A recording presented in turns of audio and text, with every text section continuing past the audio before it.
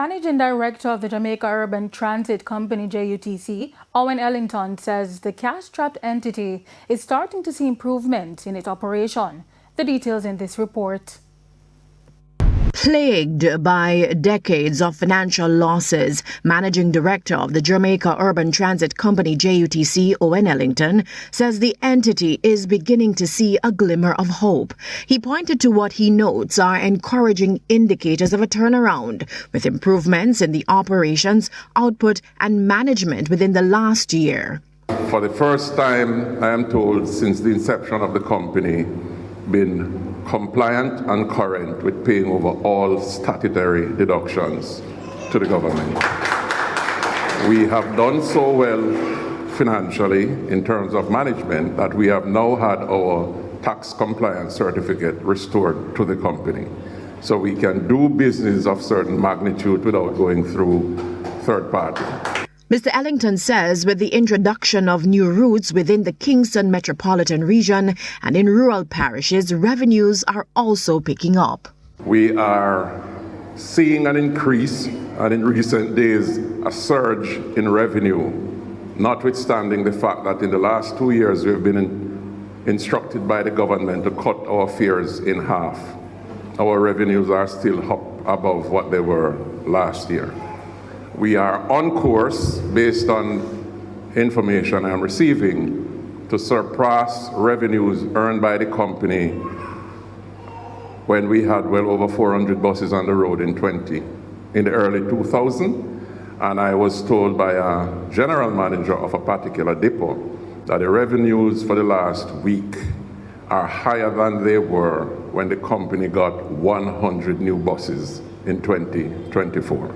The JUTC has in recent times stepped up measures to plug loopholes which have contributed to the company's financial losses over the years. In recent weeks, several drivers were charged for pocketing fares, while there's been a reported decrease in the theft of fuel. Also, on the issue of fuel, Mr. Ellington made this revelation. We have seen a reduction in the fuel cost of running a bus from approximately $12 million a year to as low as $3.5 million per year per bus, and on average $4.5 million a year. It's left to be seen, however, the impact that rising fuel costs due to the U.S.-Iran war will impact these numbers. Janella Precious, TVJ News.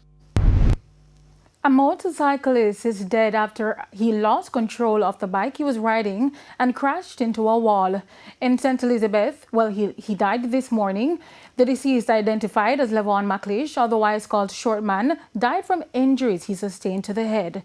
He was not wearing protective gear. This is the second motorcyclist to have died in days in the parish. Last Friday, a man driving his bike was hit by a car in Lacovia. In the meantime, a police officer made a lucky escape after her vehicle overturned in Central Village on the weekend. According to reports, she lost control of the car when the incident happened.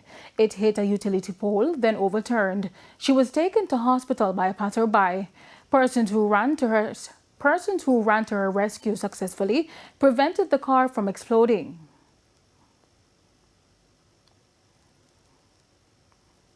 It's time for a break. Stay with us. More stories when we return.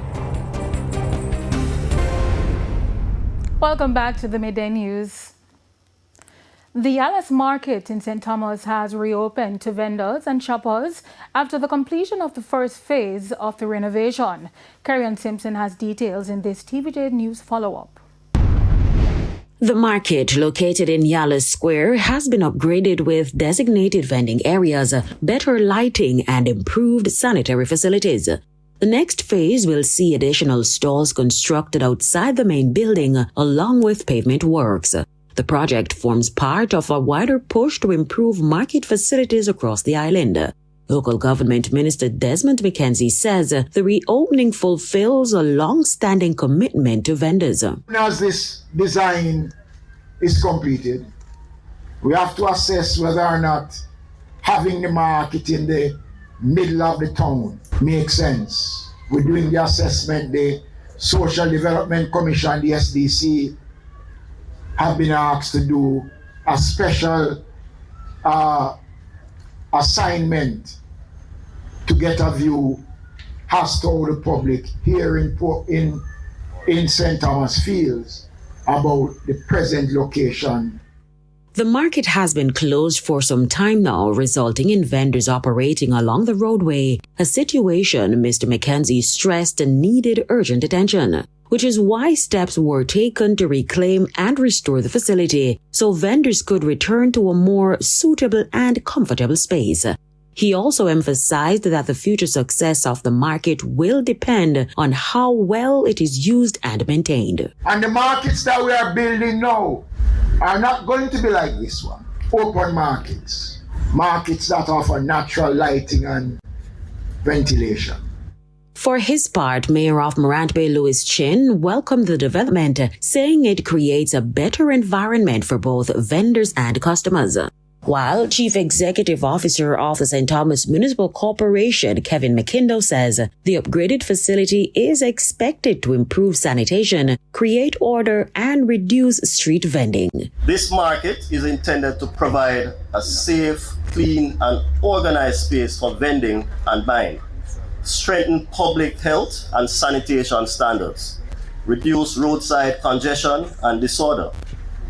St. Thomas is poised for development with major national investments such as the Morant Bay Urban Center and the South Coast Highway Project. The parish is becoming more connected, creating stronger links between communities, customers, and commerce. Market fees will continue to be waived for the month of April as work continues. Kerry-Ann Simpson, TVJ News. It's now time for the Business Minute. Jamaica has joined Trinidad and Tobago, the Bahamas, and the Eastern Caribbean in listing government securities on the stock market to boost liquidity and increase trading activity. This follows the government's recent listing of 16 bonds with a total face value of $623 billion. The move brings the total number of trading securities on the Jamaica Stock Exchange to 29, including 13 corporate bonds valued at $17.5 billion and 3 US dollar denominated securities worth $32 million US. The total could rise further as the government is expected to borrow another $250 billion in the upcoming fiscal year, with those bonds also likely to be listed. Further afield, a newly inaugurated Indian airport could become the busiest in the world someday. Noida International Airport is open after a ceremony over the weekend. Officials say it might be able to accommodate 70 million travelers by 2050. They say its location south of New Delhi makes it easier for tourists to visit the Taj Mahal. Flights are set to start next month and phase in gradually. India has the world's most populous company and the third largest aviation market. For the Business Minute, I'm Prince Moore. Thank you, Prince. And here's Kerry-Ann Simpson with our top regional and international stories. In the region, former CARICOM Assistant Secretary General Joseph Cox is questioning the reappointment of Carla Barnett, citing concerns about lack of consensus, transparency, and proper procedure. He argues that key member states, including Trinidad and Tobago, were excluded from the decision, which could undermine the legitimacy and effectiveness of her second term. The dispute raises broader concerns about unity, trust, and decision-making within CARICOM. On the international scene, Russian state news says a tanker carrying nearly 730,000 barrels of oil from Russia arrived in the island nation Monday. A spokesperson from Russian President Vladimir Putin said U.S. officials knew about the shipment. President Donald Trump confirmed Sunday that a tanker was heading toward Cuba. He said, quote, "If a country wants to send some oil into Cuba right now, I have no problem," end quote. He cited the humanitarian crisis happening there as the reason why. That crisis began after Venezuelan President Nicolas Maduro was arrested in January and Venezuela stopped supplying Cuba with oil. It's not clear if Trump is completely ending that blockade or if he only plans to allow in small amounts of oil. And that's it for the top stories around the world. I'm Carrie-Ann Simpson. Thank you, Carrie-Ann. We now head to a quick break. When we come back, we'll have your midday sports report.